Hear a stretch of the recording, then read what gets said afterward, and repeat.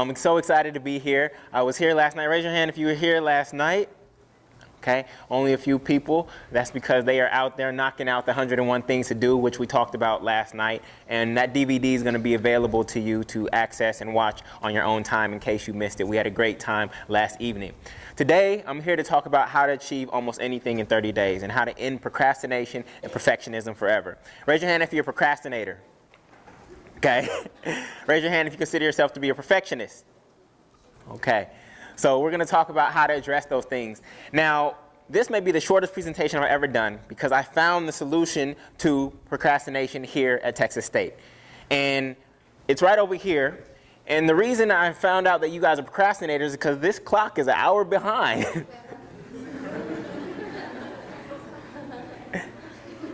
So if I just go back there and fix that, I think all of our problems will be solved.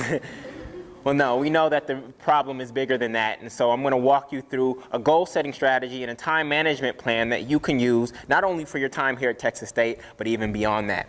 Now, as Pam mentioned, I've written 5 books by the age of 30, and most people don't write one book in their entire life.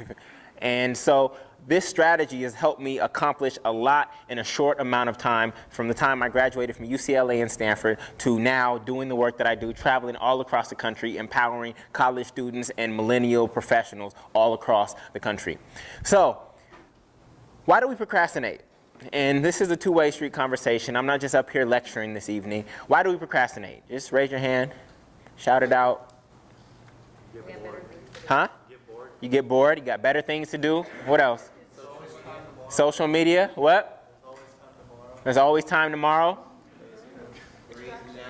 Grey's Anatomy. Okay. How do we procrastinate? Sleep. Eat. Video games, right? And what are we usually procrastinating on? Homework. What else? Studying. What? Papers.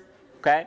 So, why? Laziness, tired, distractions, or you don't want to do it, anxiety, it's not fun. How? Sleep, Facebook, TV, and usually what we're procrastinating on is the most important thing. That's usually always the answer. We're usually procrastinating on the most important thing with the second most important thing. And what are we procrastinating on? We're procrastinating on doing homework in this case. When you become professionals, it'll be work and it'll be family, right? We procrastinate on the things that are most important. Now, he said there will always be time tomorrow. Well, the short story I want to share with you. About 10 years ago, I was a freshman just like you, and I finished my freshman year at UCLA. And I bought a Mercedes-Benz for $3,500 at a used car lot. It was a 1990 190E.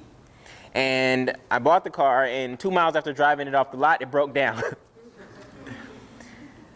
I got it fixed. It cost a lot to get fixed. It cost more to fix the car than I did to buy it. And I had it for about 2 weeks. And I was promoting parties at the time. And the way you promote a party is you go to the parking lot of the party that's about to let out, and you pass out your flyers to the people leaving the party. And so my friends and I are going to promote our upcoming party, and there's 3 of them in the car. And I pull into this parking lot. I turn off my headlights and I turn off the ignition, and the moment I do that, 2 men jump out of the car in front of me with guns drawn, and I'm staring down the barrel of a gun. Without words being exchanged, the keys were exchanged, and the car was gone. So it was at that moment that I realized that tomorrow isn't always promised, and that the most valuable thing that we have in life is our time. And this fulfillment and satisfaction and our joy in life will be determined by the degree to which we spend our time. When I look at your schedule and see how you are spending your time here at Texas State, in between classes, in classes, and beyond, I will know how satisfied you are in your life based on how you spend your time. So tomorrow isn't always promised, and I know a lot of you are here to get jobs and you want to make money, but you can always know what's in your bank account, but you can never know what's in your time account. There are people who are younger than you who will leave this earth before you. And there are people who are older than you right now who will live longer than you. And so since time isn't promised, we have to take advantage of it because it is the most valuable thing that we have. Not even Bill Gates could buy another moment of time. So that's why getting through procrastination and delaying our life, delaying our dreams is so important. It's bigger than just turning in a paper on time. It's bigger than just meeting a deadline. This is about the way we live our lives and taking full advantage. Because life is not about how long you live. Life is about how alive you felt while you were here. Whether you live to be 9 years old, whether you live to be 19 years old, whether you live to be 49 years old, or you live to be 99 years old, life is not about how long. It's about how alive you were while you were here. And so that's why procrastination is so critical. So, I want to give you the psychology behind why we procrastinate. Because if we're going to overcome it, we have to understand what's going on in our heads. Now, here is what I call the effort outcome grid. Okay? And so you see good outcome and bad outcome. Or for you guys, it would be good grade, bad grade. All right? And you see low effort and high effort. Now, if you give low effort and get a good grade, how do you feel? Amazing. You feel amazing, right? You feel amazing. You feel like you got away with something. You had this 30-page paper to do. You waited till the last 2 hours to write it. You pulled something out your butt. And all of a sudden, you get an A-. And your friend who spent 3 days on it gets a lower grade. So you feel awesome, right? Now, if you give high effort and get a good grade, how do you feel? You feel good. So we go from feeling awesome if we give low effort to feeling good if we give high effort but get the same grade. I'm cool. I got what I deserved, right? Now, if you give high effort and have a bad outcome, how do you feel? You're mad, right? Disappointed. You're disappointed because you gave it your all and it didn't meet your expectations. So you feel disappointed because you felt like you deserved better. And here's where things get twisted. If you give low effort and you get a bad grade, how do you feel? Huh? Huh? I didn't do what I was supposed to do. I could have done better. What else? Oftentimes we feel, whatever. Because in that moment, we can say, I didn't give it my all anyways. We give ourselves an escape route, an excuse for not showing up. And so by not giving our best effort at all times, we actually prevent ourselves from being disappointed.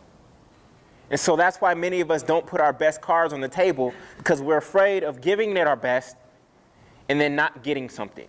We're afraid of going out on that first date and putting our cards on the table for that guy or for that girl and getting rejected. And so instead, we give just the bare minimum, just enough, and hope that we get more than we deserve based on the effort that we've given. I call it the lion or king of the jungle syndrome. You know how long lions sleep? They sleep like 20 hours a day. They work for 4 hours a day, and they get called the king of the jungle. We all have the king of the jungle syndrome. We want to do the least amount of effort, but have the greatest reward and still live like kings and queens. So that's the challenge that we're facing psychologically. So I want to break down the difference between a goal and the effort. Because oftentimes we get mad at ourselves for not achieving our goals, right? And the difference is that a goal is what you want. It's the end outcome. Your effort is what you do to get what you want. Okay, so for some of you, you want to get an A. That's the goal. Your effort is going to require you to study a certain number of hours a week, to go to office hours, to get tutoring, etc. And the only thing you can hold yourself accountable for is your effort. You can't hold yourself accountable for your goal. Now, your assumption is that if you do those things, that you're going to get the desired outcome that you want. But sometimes our strategy is wrong. So when you're setting goals, you have to make a clear distinction between the goal and the effort you're going to apply to get that goal. Because the only thing you can hold yourself fully accountable for is the actual effort, not the outcome. And we'll get to that in a second. Now, before we even start setting goals, we need to get clear on what our definition of success is. And this is one of the best definitions of success that I've found. And it says a success is anyone who is realizing a worthy, predetermined ideal because that's what he or she decided to do deliberately. Okay? Key words in there: predetermined, ideal, and deliberate. So, if someone becomes a celebrity or a superstar, but that's not what they wanted for their life, are they a success? And we see it in Hollywood all the time. Amy Winehouse, right? Jimi Hendrix. People were successful in our eyes because they were on big screens and they're traveling and on tours and things of that nature. But if they weren't successful in their own eyes, they were actually failures. So oftentimes we project our ideas of success on other people, and it's important before we set any goals and before we start running as hard as we possibly can to get clear on our definition of success. Imagine backing out of your driveway with a GPS and having your home address as point A, but no point B. How successful is your GPS going to be in helping you get to your destination? It's pointless. Now, you could start driving as fast as you want to in any direction and feel like you're working hard and like you're getting somewhere, but if you haven't clarified your definition of success, then it's all fruitless. So it's important for us to get crystal clear on our definition of success before we start setting goals. Now, most people think that success looks like this, a straight line. I go from here to here, and I'm going to take the straight route to get there, the hypotenuse, right? Well, this is what success really looks like. It's a circuitous journey.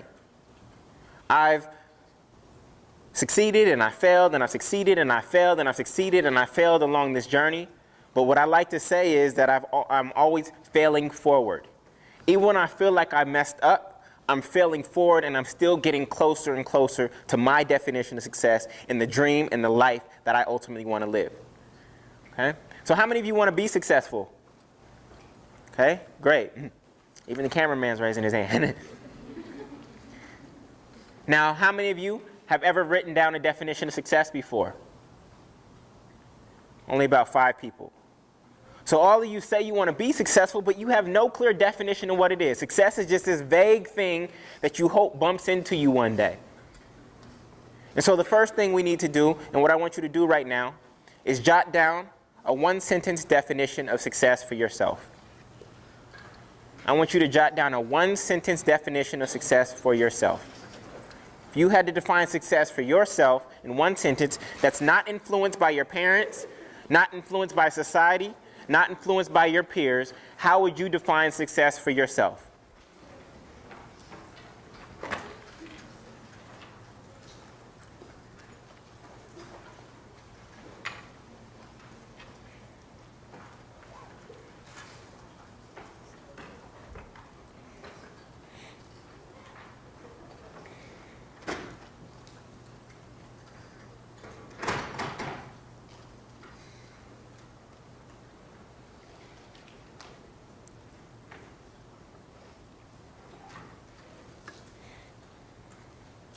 I see some people not writing.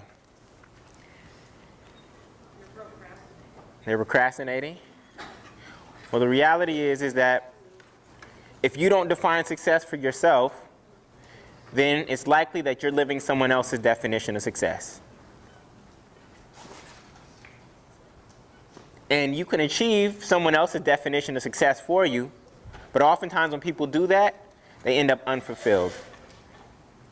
And so this is going to be one of the most important questions that you have to continue to ask yourself over and over and over throughout your life. Because as life goes on, your definition of success will evolve and change.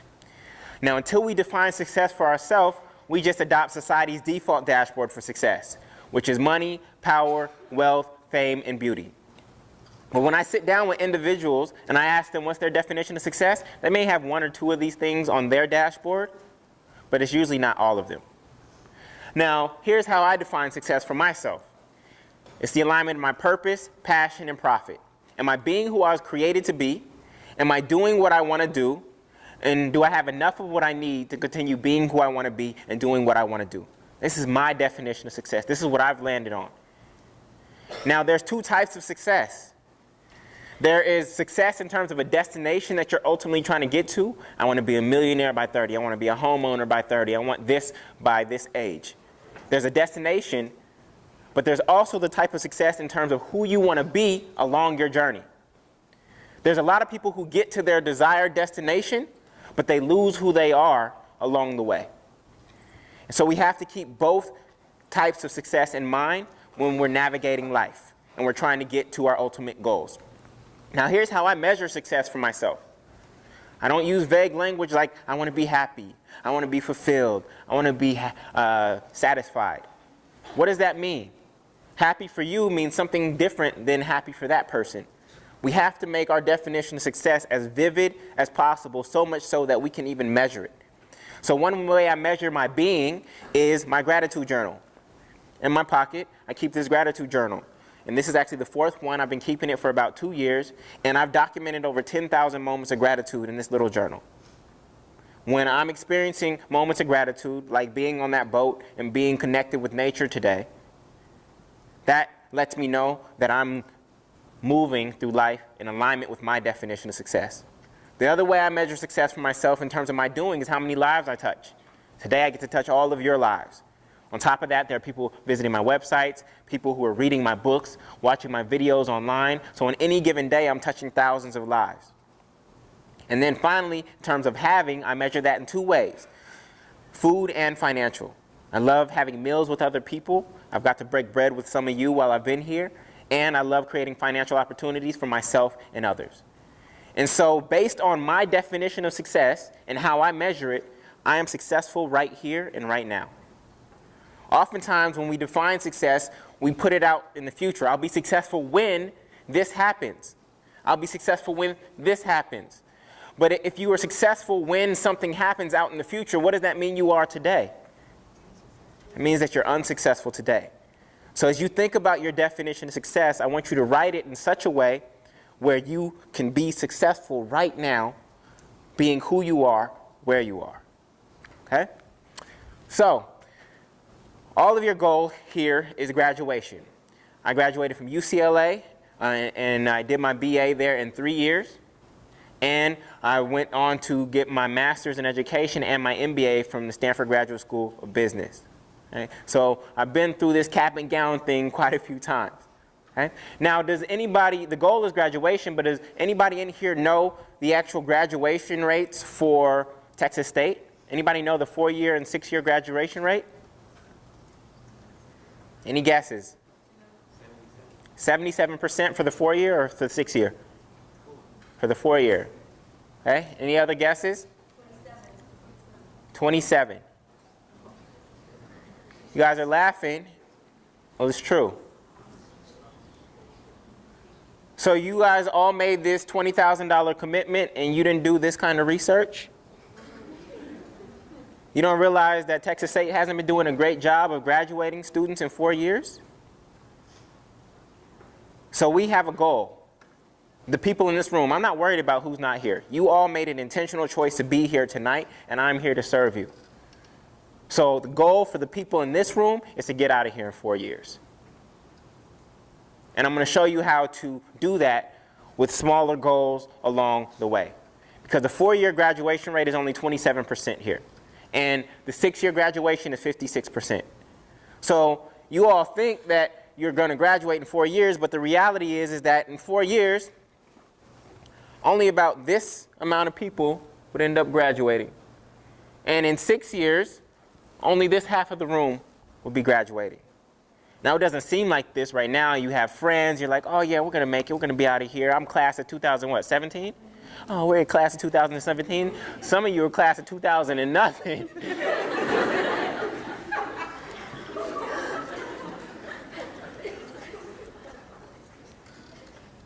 Okay? So we need to set goals and stop procrastinating in order to do that. Now, raise your hand if you heard of Parkinson's law. Okay? 1 person. 2 people. Parkinson's law states that work expands to fill space and time. Now, for me, I don't know about for you. You can tell me after your freshman year. When I got to UCLA, college was actually easier than high school for me. And the reason is that when you're in high school, you're in class from 8 to 3. And then for those of you who played sports, you had practice or games after.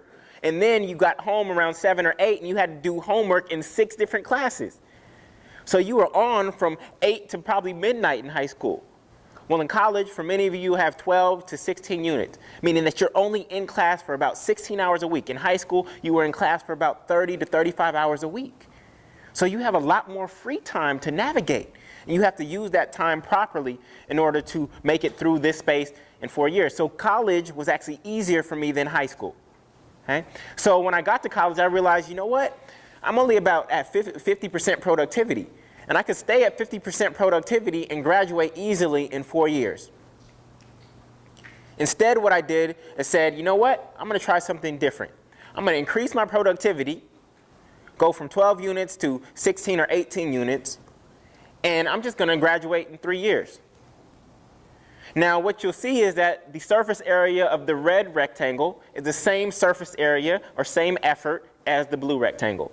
All I did was step up my game and stop procrastinating and wasting time on things that were irrelevant. And as a result of doing that, I saved myself $20,000 in student loans and all the interest that comes with it.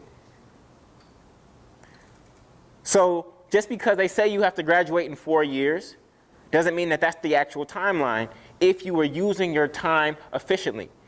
The timeline that they have is based on a student who procrastinates.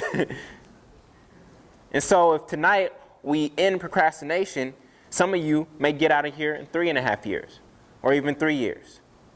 Okay? So that's what I hope to show you, because at the end of the day, this is going to be easy stuff. Many of you are going to graduate from here. Many of you are going to go get master's degrees, and some of you are going to go get a second master's or a doctorate. So the school part is the easy stuff. Where students drop out is the in-between spaces, in-between classes, where life happens. That's what causes students to drop out. So if we don't manage our time properly in between classes, that's when things start to get hard and difficult, okay? So I was in the process of writing my first book. It's called The 8 Cylinders of Success. But before I wrote the book and published it, I wanted to make sure that the 8 cylinders actually worked for people, okay? So I decided to organize an event in my living room where I was going to train people on the methodology that I had. So on November 10th, 2008, I sent this email out to a group of about 100 friends in Brooklyn, inviting 10 of them to come to my living room on November 22nd for a full day, 8-hour experience called Driving School for Life, where I was committing to help them find their life purpose. I wasn't committing to show them how to bake a cake or paint a picture. I was committing to helping them answer one of life's most important questions. Right? And it took me about 10 minutes to draft this email. And I hit send on Gmail. And then Gmail didn't have unsend, you know, that 5-second window that you have to click unsend. So it goes out immediately. Within 5 minutes, I already have 5 RSVPs. And by the end of the day, the living room is full and the class is closed. Now, here's the thing. It took me 10 minutes to draft this email. When I sent out the email, guess what? I had no curriculum planned. I had no curriculum plan. She's like, what? So what did I have to do in the next 12 days? I had to show up. I had to show up for my future. There were people who were expecting to come to my living room in 12 days from now, and I had to fill in this space to make sure that I gave them the experience that they were expecting to have. That's how I set goals. I create events that involve other people. Most people set goals where they set a goal, and this is why New Year's resolutions don't work. They set a goal, then they try to achieve it, and then they complete it if they can, and then they celebrate if they achieve it. Okay? This is how we've been taught to set goals. Yeah, write it down and put a date on it. Right? Here's how I set goals. I set the goal, I create an event on a future date that involves other people, and then I have to work to achieve it, and in the completion of the goal, I'm also celebrating. So I made a choice that I wanted to teach this course and publish this book. I created an event 12 days later that was going to force me to do what I said I wanted to do for myself, and other people were going to hold me accountable by showing up to my living room. And by teaching the program and completing the curriculum, I was celebrating and completing the goal all at the same time. This is how I set goals, and this is how I've been able to accomplish all of the things that I've been able to accomplish at such a young age. And so I'm going to give you more details in terms of how this methodology actually works.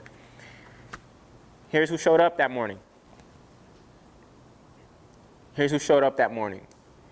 And I can honestly say that because of that email that took me 10 minutes to draft, that email is the sole reason why I'm standing in front of you today. Because after I taught this, they loved it so much that I taught it multiple times in 5 different cities across the country to hundreds of other people. And then some of those people started inviting me to their campuses to speak and share what I was sharing in this program. And that has expanded into one of my businesses, which is my college speaking business. That email that took me 10 minutes to draft. That's how powerful a simple intentional choice can be in terms of the trajectory and the direction of your life, if you're serious. That 10-minute email is the reason I'm in front of you today. Okay? So I want to show you how to activate this powerful form of goal setting to make it through Texas State in 4 years or less, and to get to all of the goals and dreams that you have throughout your entire life. So I asked you how many of you are procrastinators and how many of you are perfectionists. The reality is that procrastination and perfectionism are 2 sides of the same coin. Procrastination is simply the undercommitment of time and energy to complete a goal. So if you know that a paper is really going to take you 5 hours to give your best effort, but you wait until 3 hours until it's due to start, then you're engaging in procrastination because you're not even giving yourself enough time to give your best effort. Perfectionism is spending more time than you actually need to complete something to the best of your ability. And oftentimes you reach that 5-hour mark and you go back and you edit it more and then you edit it more, and after a certain point you're actually making the paper worse than it was. Okay? That's perfectionism. Okay? So they're 2 sides of the same coin, and we want to get rid of both of these. Okay? So I have a story about the Greek Navy. As you know, Greece is 70% surrounded by water. So imagine that we're all in the Greek Navy back in the day, and we're going to battle. And so we have these boats, and we're all paddling. We're just paddling, and we're just like, we're going to go over here, we're going to throw some rocks and kick some butt, and then we're going to go back to our families and chill. Right? That's what we're thinking as we're rowing. And we all get to the country or the shore that we're about to have battle on, and we all pull up our boats onto the shore, and there's just boats all the way along, and the general rides by on his horse, and he doesn't say ready, aim, fire. The first command is burn the boats. We look at each other like, is this guy crazy? But then we see some of our peers start to burn their boats, burn their boats, burn their boats. Why would he do that? Because you can't retreat. Now that the boat is burned, how are you going to get back home? How do you get back home now? Huh? By winning the battle. By winning the battle. The only way to get back home is to win the battle and take their boats. That's the only way to get back home. Now, if you were the enemy, you were on the other side, and you saw this group of people burning their boats, would you be scared?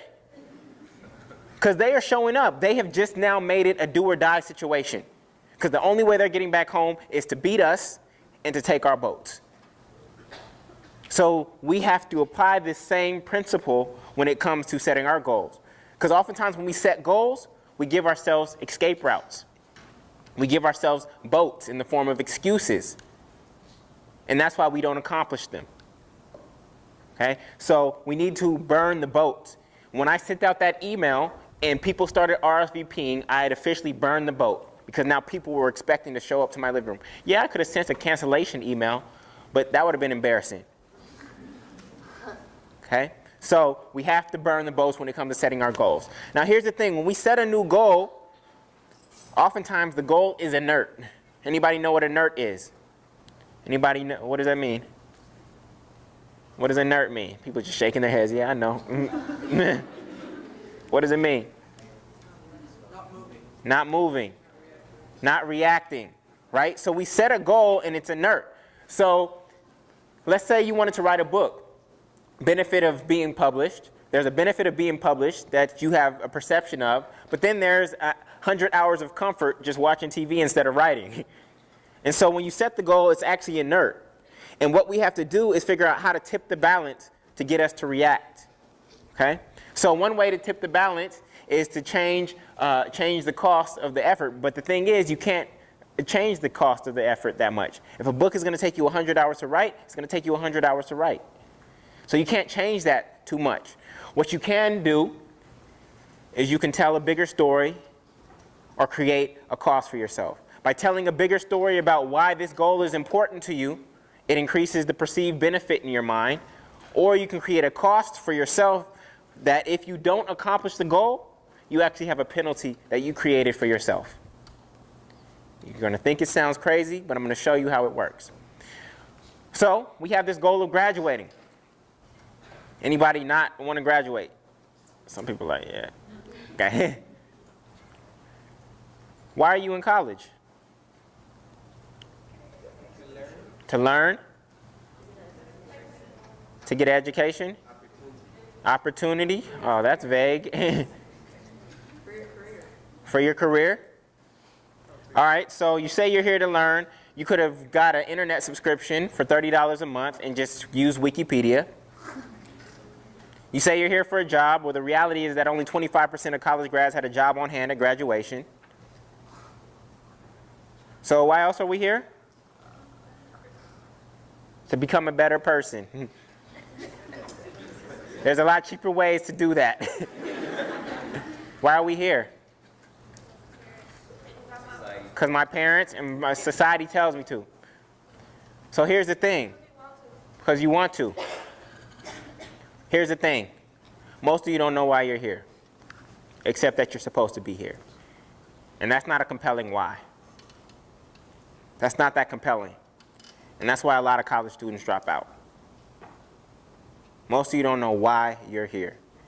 You're paying $20,000. It's a lot of money to be paying and not know why you're here. But that's the reality.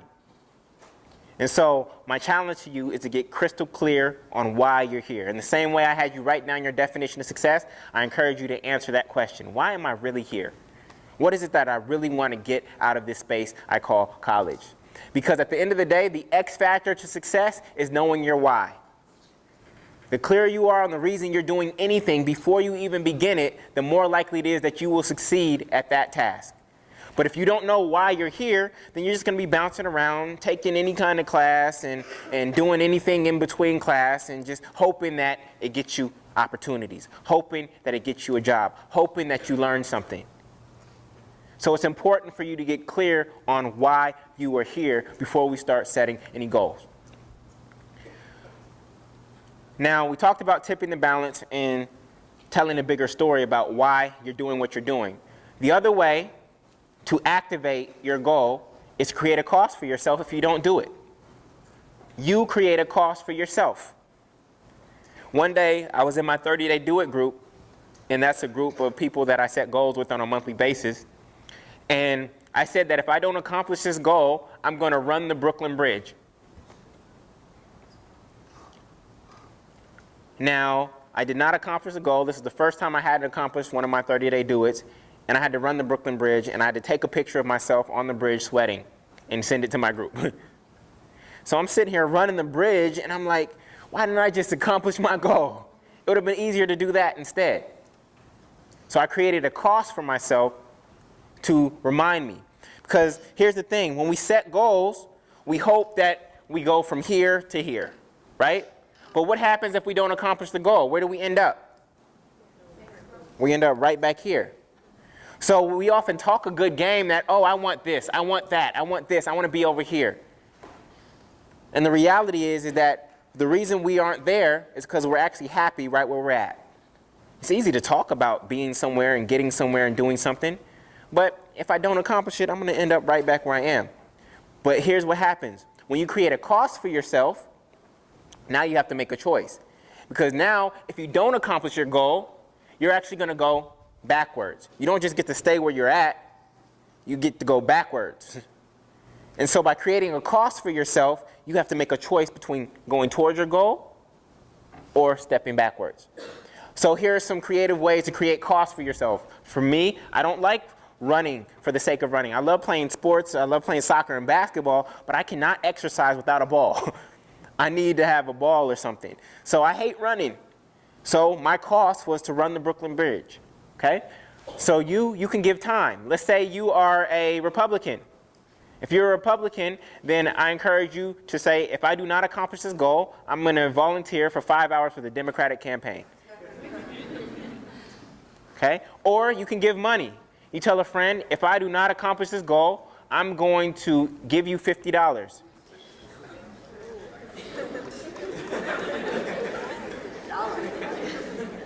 Or I'm going to take you to dinner, I'm going to pay for it, and I'm not going to eat.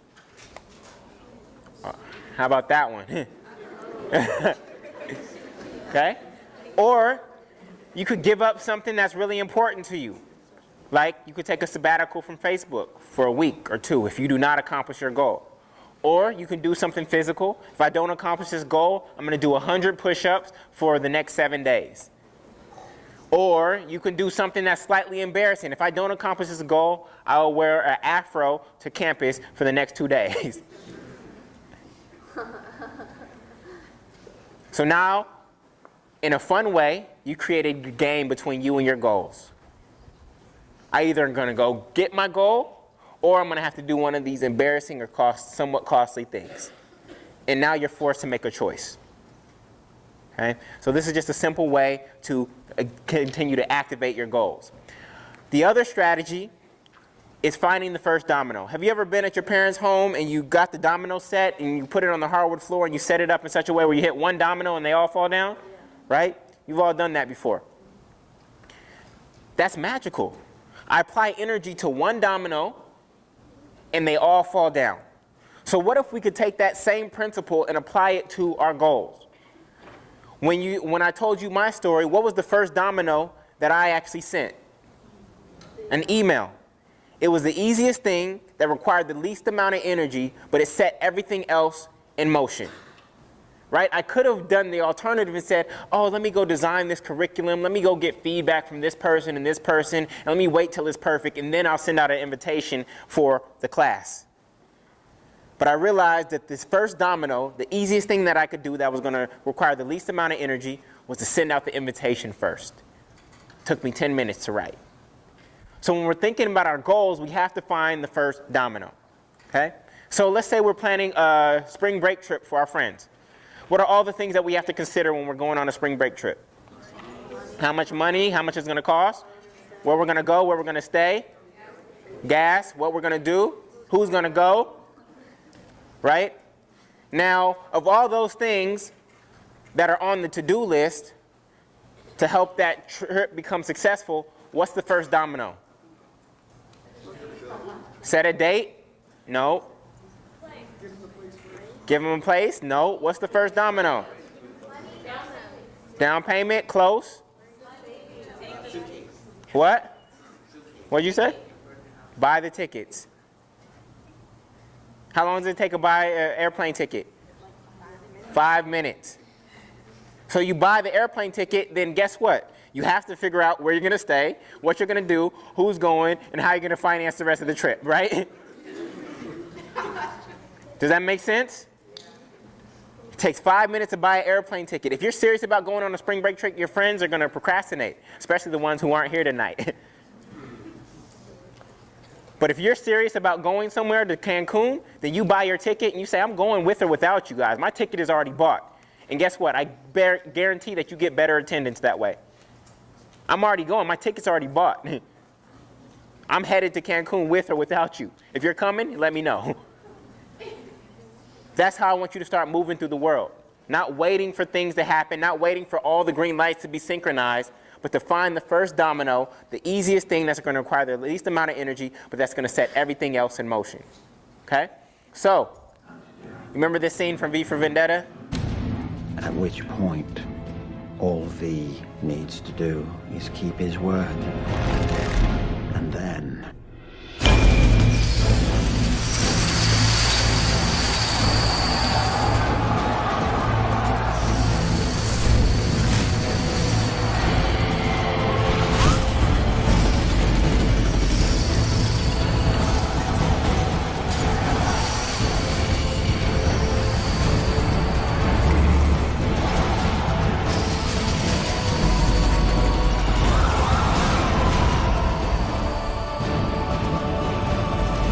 That's what it's like to set goals.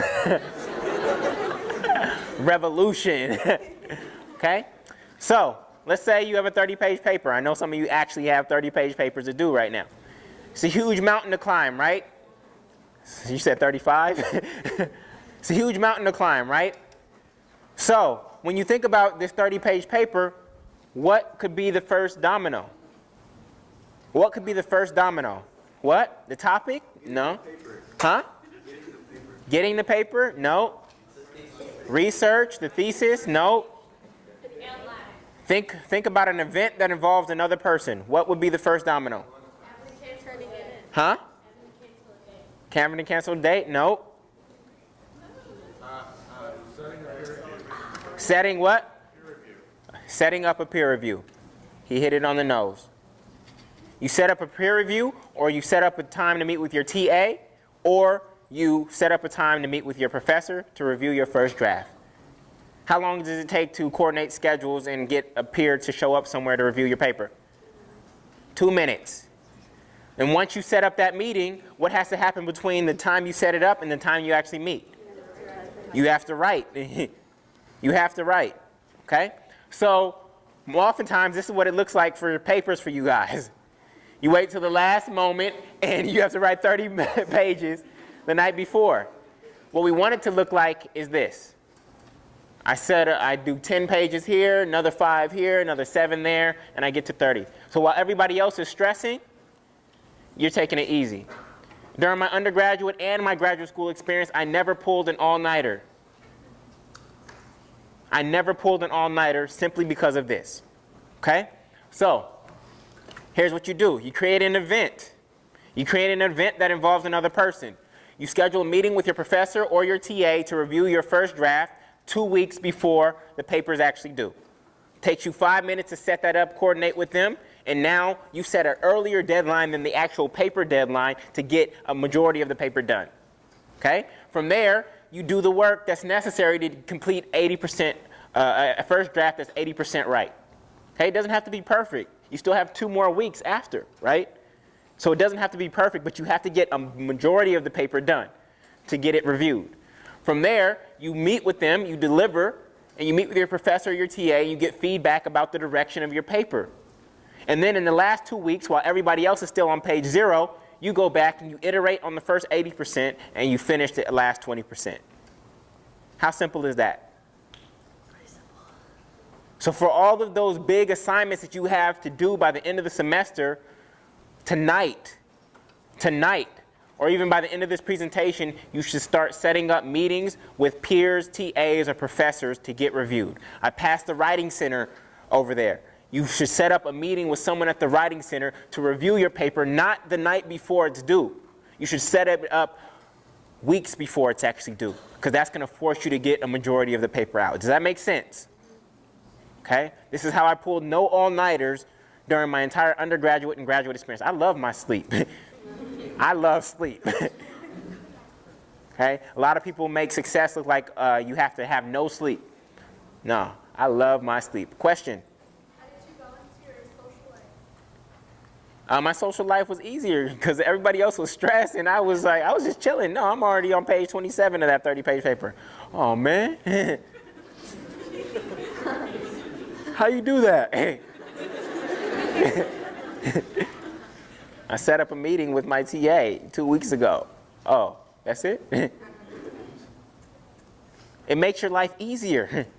You're not stressing because you guys are taking 12, 16 units. You're going to have assignment after assignment after assignment. So you can, and sometimes, especially around midterms week and finals week, all those assignments are due at the same exact time. And that's going to be extremely stressful unless you spread out the work earlier throughout the semester. That's all I did, and I actually felt like I had more free time. That's why college was easier for me than high school, and I was able to graduate in 3 years. Okay, because I wasn't waiting for these particular weeks where everything got busy at the same time. Everybody getting sick, coughing, you don't even want to touch the door handles, right? You're going to see it. You're going to see it, all right? So if I need to clean my room, some of your dorm rooms look like this already. What's the first domino to cleaning my dorm room?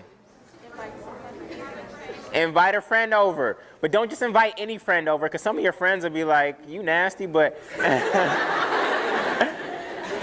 but they'll be cool with it.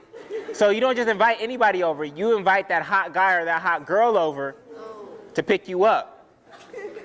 That's who you invite over. Because you don't want to be embarrassed in front of them, right? So don't just invite anybody over. Okay? So that's nasty, right? But watch this. You have to do what works for you. I'm the son of an oral surgeon, and my dad would always tell me to floss. And even to this day, I do not floss regularly. I hate to say it, but I don't. But here's the secret to getting me to floss. I have to eat a mango.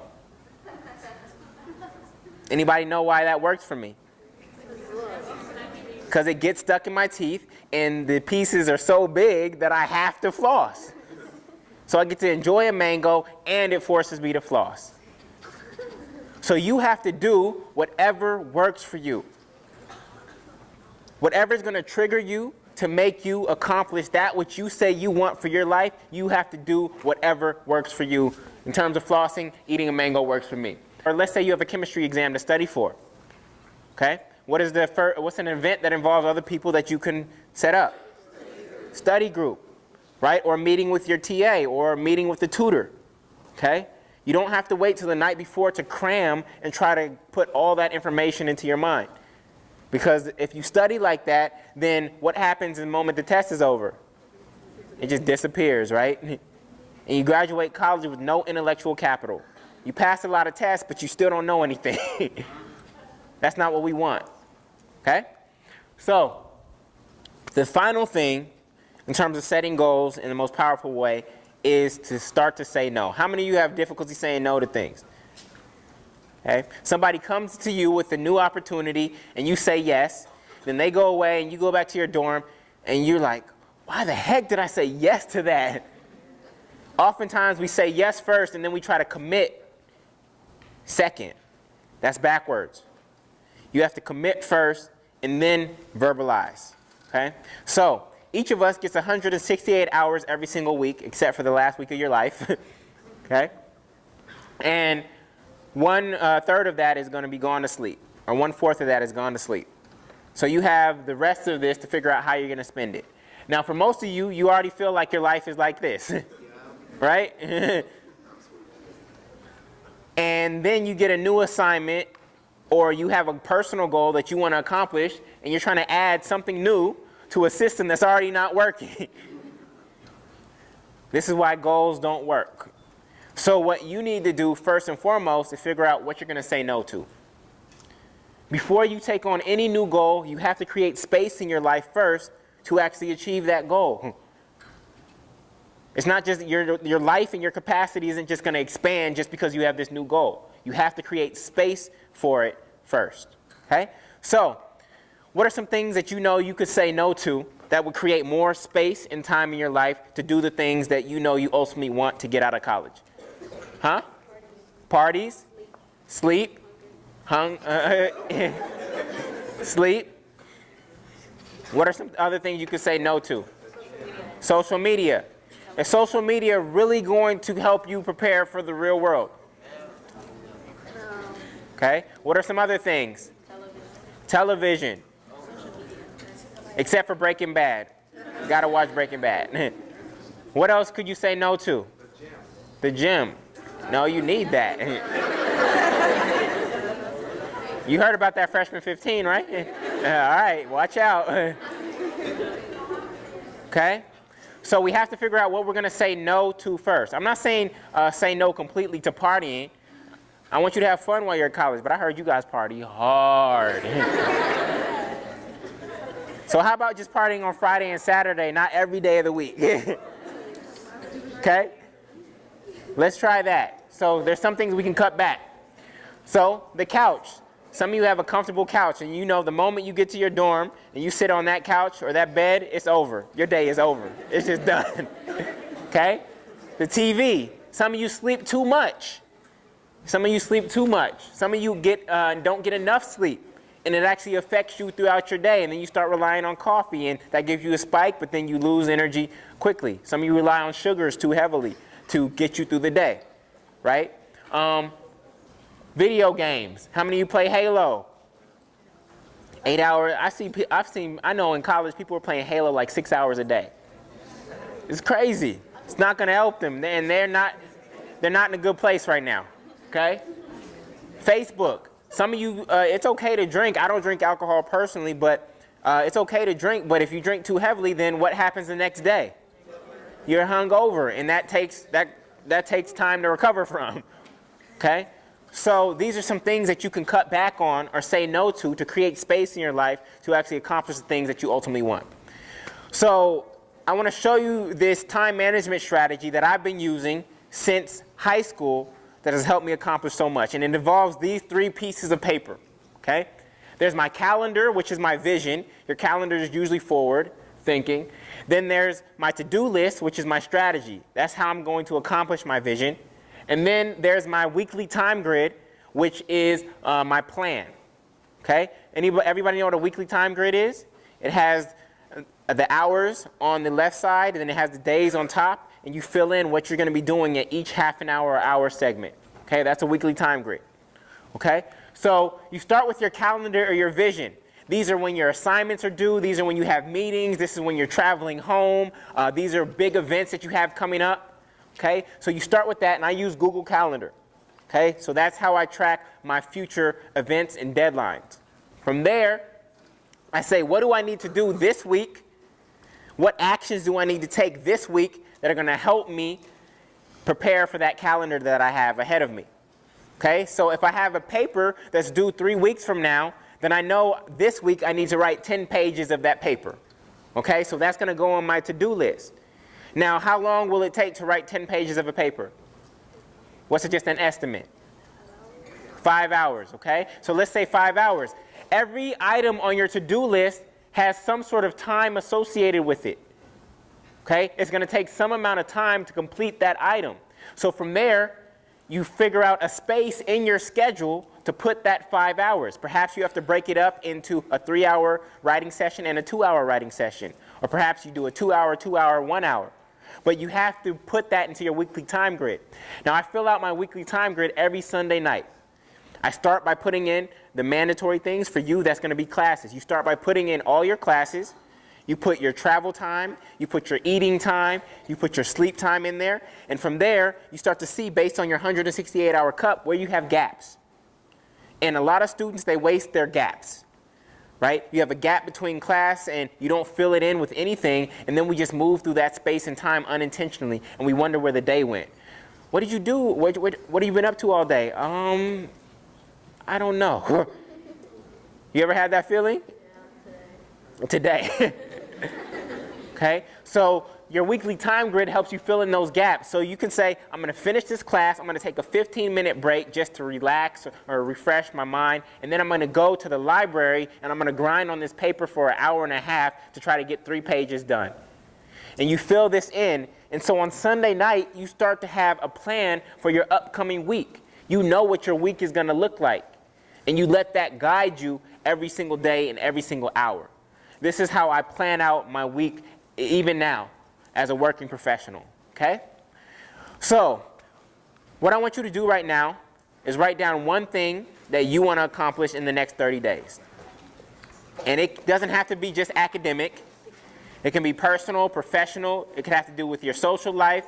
It could have to do with family. It could be financial. But I want you to write down one thing that you want to accomplish in the next 30 days. What's one goal that you have for the next 30 days?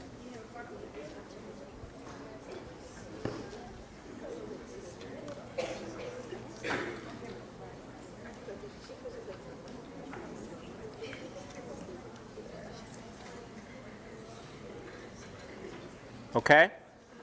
Now, the reason I use 30 days is because 30 days is a short enough period to really evaluate ourselves. Oftentimes we set New Year's resolutions, we have a 365 days to say that we're going to do that New Year's resolution, and that's just an arbitrary number that somebody picked, right? But it's oftentimes too long. Okay, so we're going to use 30 days. Anybody see the movie Super Size Me? Okay? This whole movie was shot in 30 days. Of course, it took longer to edit it, but it was shot in 30 days. and this movie transformed the entire fast food industry. It's the only reason there's lettuce at McDonald's. Okay? 30 days. Okay?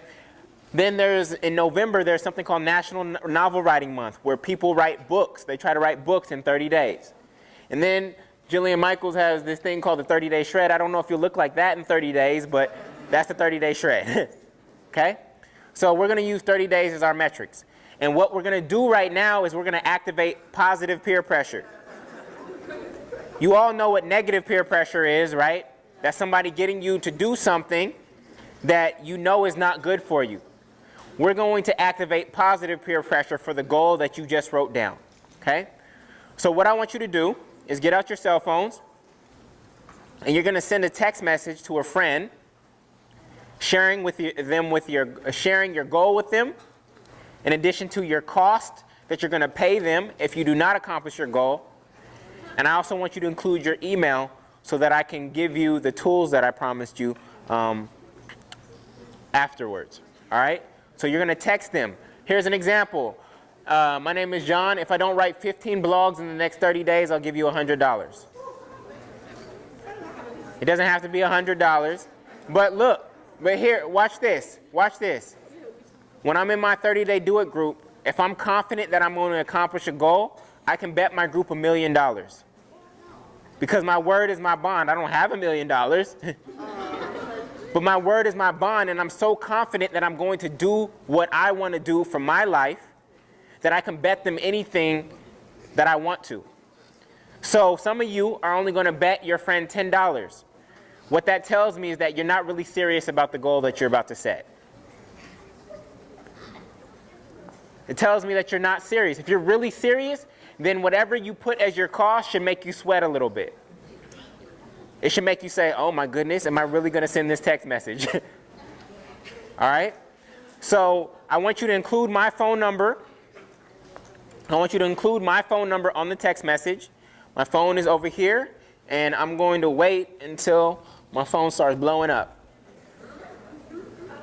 So you're going to text me, you're going to text a friend, and you're going to make a bet with them. They're going to be confused when they get the text message. You'll explain it to them later. But this is going to be your friend holding you accountable to a goal that you have for yourself. Some of you get nervous. Hearts beating and thumping.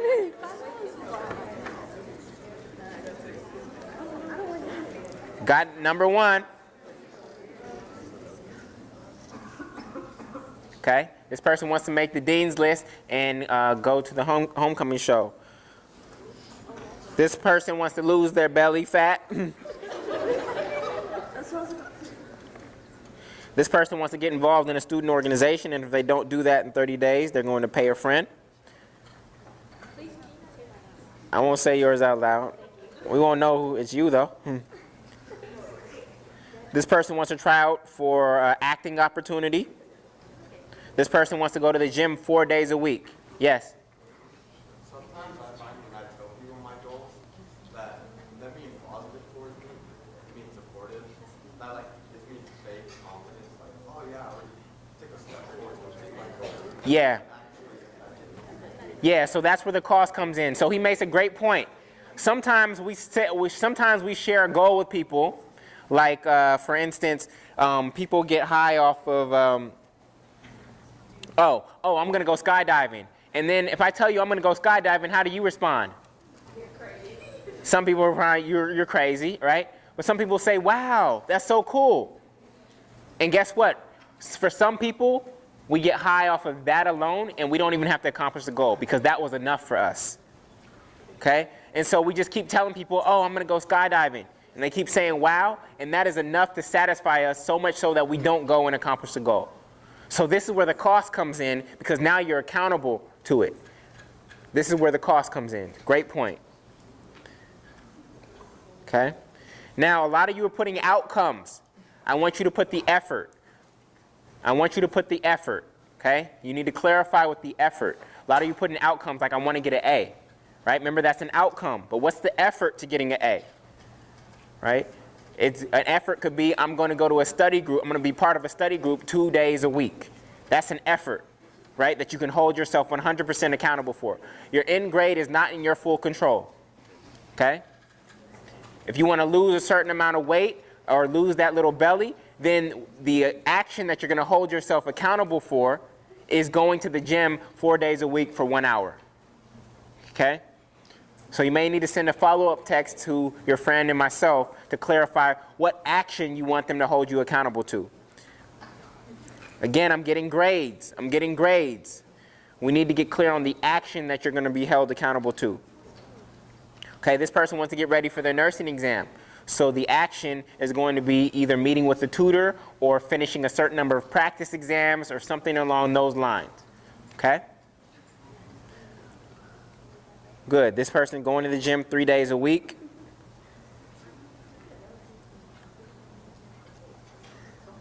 Great. All right. So when you sent out the text message, how did you feel? Terrible? Huh? I hear motivated. What other feelings came up? What other feelings came up? I don't have a microphone, so stick with me. I don't have a microphone, so stick with me. What other questions came up? What other feelings came up? I heard motivated. Huh? Anybody feel a little scared? Determined. Afraid? Huh? Challenged. Right? This is where life begins. Hopefully you feel alive right now. You just made a declaration to not only yourself, but to those around you to say, I'm going to do something that I want to do. That's when you start to come alive. And if you continue to set goals like this throughout your life, you're going to feel alive. Remember, life is not about how long you live. It's not about living to 90 and 100. That's nice if you do, but it's about how alive you feel while you're here. Okay? So, here are some examples of people who have set goals. And I have this affirmation that I want us to read together. All right? So, you're going to read it with me? Ready? 1, 2, 3. In this room is the power to change the world. In me is the power to change the world. If I'm going to change the world, I need a world of change in me. Change comes naturally, but it can also come intentionally. Through the power of goal setting and community, I can achieve anything I put my mind to. Everything is possible to the extent I believe it is. I want to dream wide awake as much as I do asleep, and through focused action, I can do it 30 days at a time. All right? So that's our affirmation. All right? So I'm going to conclude with this final story. And I had this, growing up, I had this dog named Buddy. And Buddy's yard was about as big as this stage, and my bedroom window was right here, so I can see out on Buddy's yard. And it was surrounded, this was the house wall, and then it was surrounded by 3 red fences. And one day, we didn't take Buddy out for a walk because his yard was big enough to play in. So we never had to walk Buddy. So Buddy was literally behind this fence for years. One day, my dad, on a Sunday, yells out from his office, "You want to take Buddy for a walk?" And I'm like, okay. So we go find the leash in the garage somewhere, dust it off, and then put it on Buddy. And Buddy is just like, he's like, what's going on, right? And we open the gate, and instead of us walking Buddy, Buddy walks us for about 30 minutes up and down the hill. And we come back, put Buddy back, take off the leash, put it in the garage, and then Monday comes. And my dad and I go off to work and school, and we come back that evening, and Buddy's gone. Buddy had dug a hole under the fence and escaped. Fortunately, a neighbor found him, saw that our car was in the driveway, brought him back, and my dad went and plugged up the holes in the fence at the bottom with rocks and other stuff, and we put Buddy back in the yard. Tuesday comes, we go off to work, and we go to school again, and we come back home on Tuesday evening, and Buddy's gone. This time, Buddy had jumped off the top of the doghouse over the fence. And this time, Buddy didn't come back. Now, I don't know if Buddy is alive today, but I do know that Buddy lived.